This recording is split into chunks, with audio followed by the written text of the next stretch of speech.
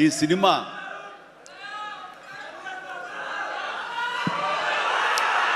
Okay, ఇక ఈ సినిమాలో నేను నెక్స్ట్ చెప్పుకోదగిన వ్యక్తి వెంకటేష్, నా బ్రదర్. ఎప్పుడు కలుసుకున్నా సరే చాలా చాలా సరదాగా మాట్లాడుకుంటాం. ముఖ్యంగా ఇప్పుడు మీ ముందు తమాషాగా కామెడీగా హుషారుగా మాట్లాడినా సరే అతనితో 1-to-1 కూర్చుంటే చాలా ఫిలసాఫికల్గా ఇన్ డెప్త్, ఇంతటి డెప్త్ వ్యక్తి వెంకటేష్. అందుకైనా ప్రతి ఒక్కరు ఇంత పాజిటివ్ మనిషి, పాజిటివ్ వైబ్స్ ఉంటాయి ఆ మనిషి చుట్టూరు అంటుంటారు. నిజంగా అతనితో టైం తెలియదు మనకి.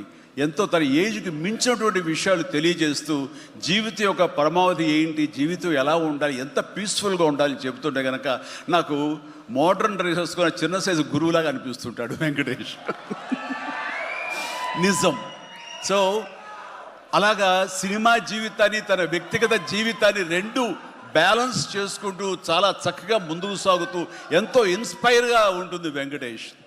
ఇక ఈ సినిమాకి వచ్చేసరికి ఎలా కుదిరింది, ఇందాక అనిల్ రావు ఇప్పుడు చెప్పాడు, ఆ హింట్ ఇచ్చింది మీ ఇద్దరం కలిపి చేసేలాగా ఏదైనా ఒక ఎపిసోడ్ క్రియేట్ చేసి అక్కడ వినియోగించుకుందాం, మా ఇద్దరు కాంబినేషన్ సినిమాకు ఉపయోగపడే విధంగా సినిమాలో అంతర్భాగంగా ఉండేలాగా అన్నందుకు అని చెప్పిన విషయం. ఎలాగా ఇదేంటంటే ఒక 5 ఏళ్ల క్రితం అనుకుంటా మీ ఇద్దరు అమెరికా వెళ్ళాం, లాస్ ఏంజల్స్ వెళ్ళినప్పుడు అక్కడ మిత్రుడి ఇంట్లో కూర్చున్నప్పుడు అంత ఎదురు కూర్చొని పిచ్చాపాటి మాట్లాడుకుంటుండగా వాళ్ళు ఎవరు అబ్బా మీ ఇద్దరు చూస్తుంటే చాలా బాగుందండి, ఒక స్టిల్ తీసుకుంటామంటూ వాళ్ళు స్టిల్ దిగిపోతుంటే అక్కడ తీయదు చిరంజీవి కూర్చుంటారు, నేను నిలబడతాను అని చెప్పేసాడు. అదేంటి వెంకీ అలా కాదు, నేను నిలబడతాను అన్నాను. లేదు ఇది నా మైండ్ లోపల ఎప్పటి నుంచో మీరు అట్లా బాస్లో కూర్చుంటే కనుక కాలు మీద కాలు వేసుకుని నేను వెనకాల నిలబడి ఉంటాను.